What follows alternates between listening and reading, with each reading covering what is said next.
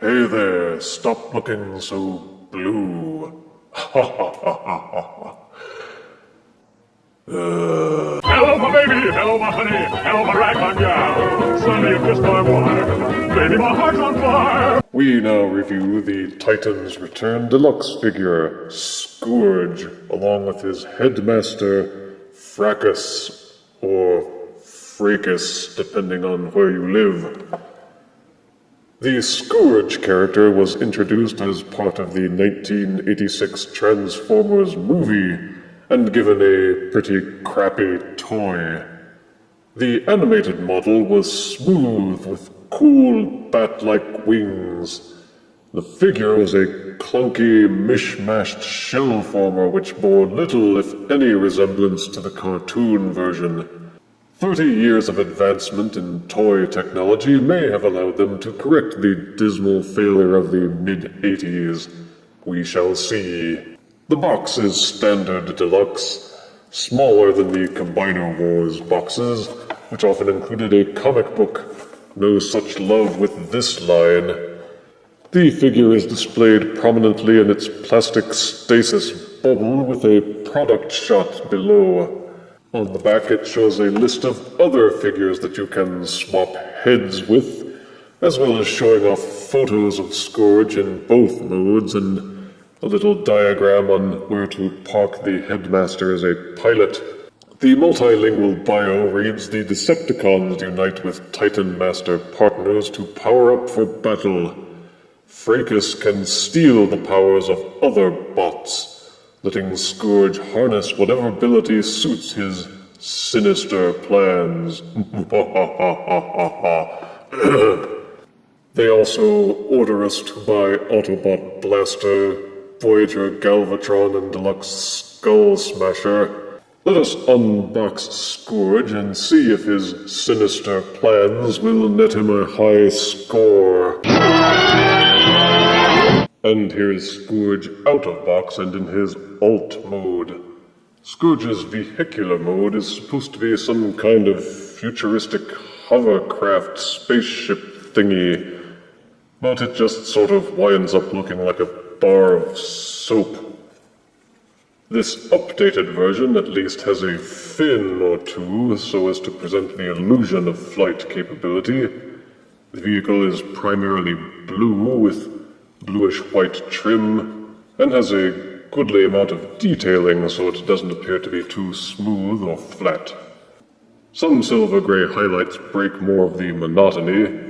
Oddly enough, they did not give the vehicle any landing gear.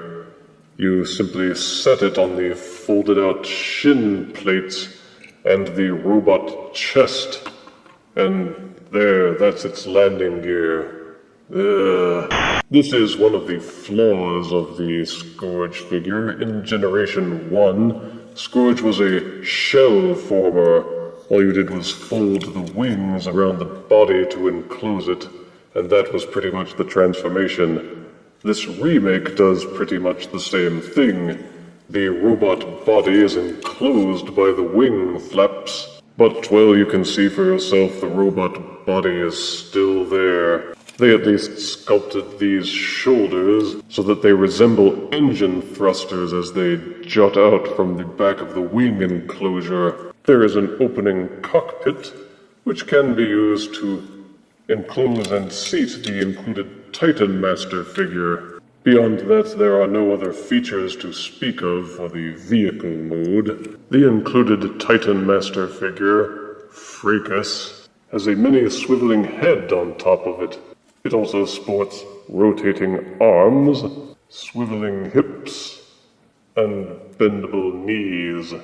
Not bad, I suppose, for a figure so small. To transform to a head, simply fold the arms down and fold the legs forward until it covers the mini-robot's face. And boom. There you have it, Scourge's head. It also has an extendable scope at the top of the head for more of that Generation 1 style Scourge mojo. Included with the figure is a collectible trading card and the thoroughly wadded instruction booklet. Also included is a small gun accessory which mounts to the top of the cockpit to give the figure a more Generation 1 style appearance. Also included is a larger double-barreled gun, which can also be used to seat the Titan Master figure. And you can peg the smaller gun into the larger gun as well for a hat-trick weapon. The triple-barreled gun can be plugged into the top of the cockpit, or it may also be mounted into this peg hole at the front.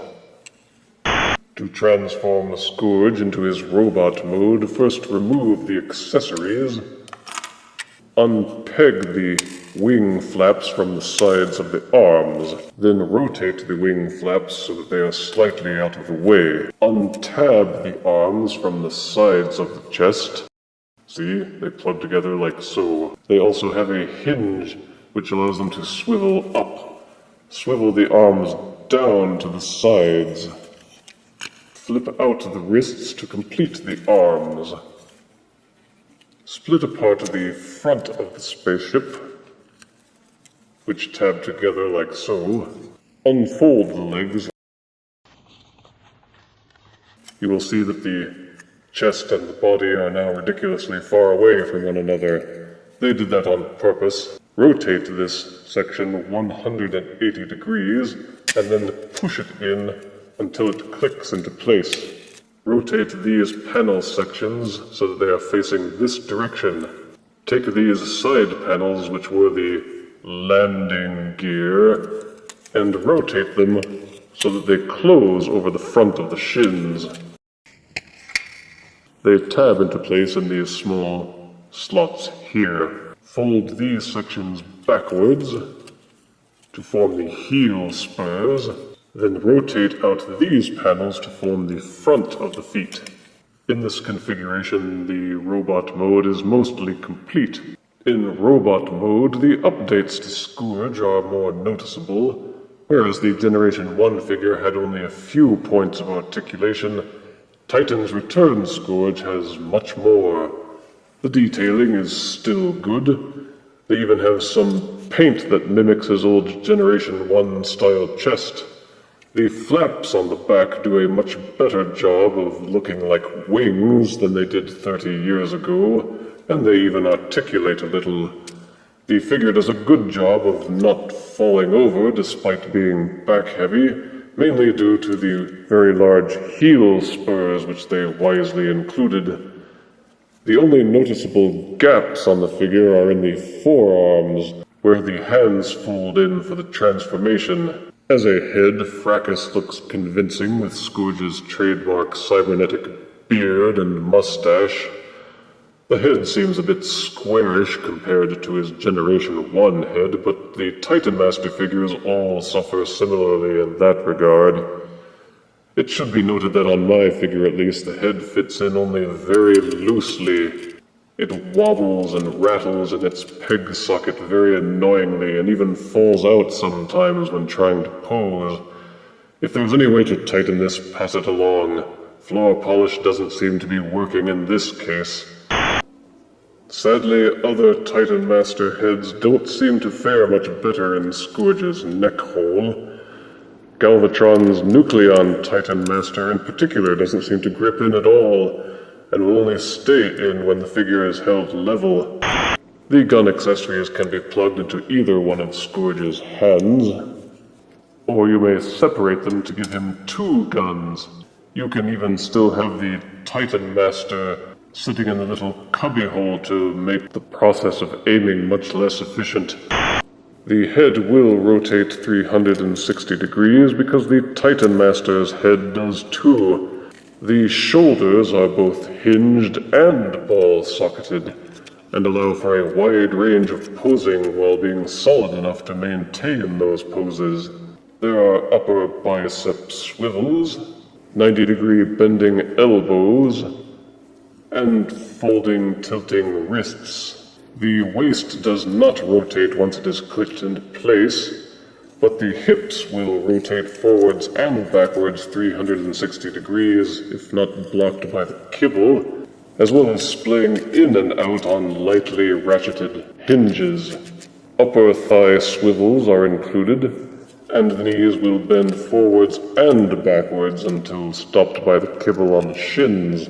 The feet will tilt forwards and backwards, as well as the heel spurs, which will allow you to pose and stand the figure in many stances without it falling over. The wing flaps have 2 rotational joints as part of the transformation, so you may have them curled around his shoulders or extended for a more impressive bat-like appearance. You can get a wide range of poses from the Scourge, making him a definite improvement over his G1 persona.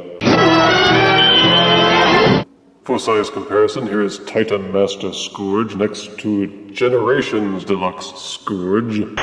Here is Titan Master Deluxe Scourge next to Titan Master Voyager Galvatron.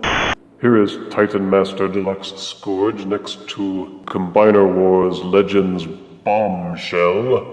And here is Titan Master Deluxe Scourge next to a can of delicious Chef Boyardee beefaroni. Titan's Return Scourge is much more advanced than he was in the 80s. Positive aspects include an excellent robot mode with strong articulation and detailing, a neat paint job, and some versatile accessories. Weaknesses include a loose, floppy head, wide gaps in the forearms, no landing gear, and an alt mode that is not far enough removed from his old shell former days. It's a neat figure, but you may want to wait until it's on sale. I give Scourge and Fracas 6 out of 10 deaths. Ah, Scourge, how do you ever expect to get ahead in this life? If you refuse me, honey, you lose me. Then you'll be left alone, oh baby. Tell them all and tell me I'm your own.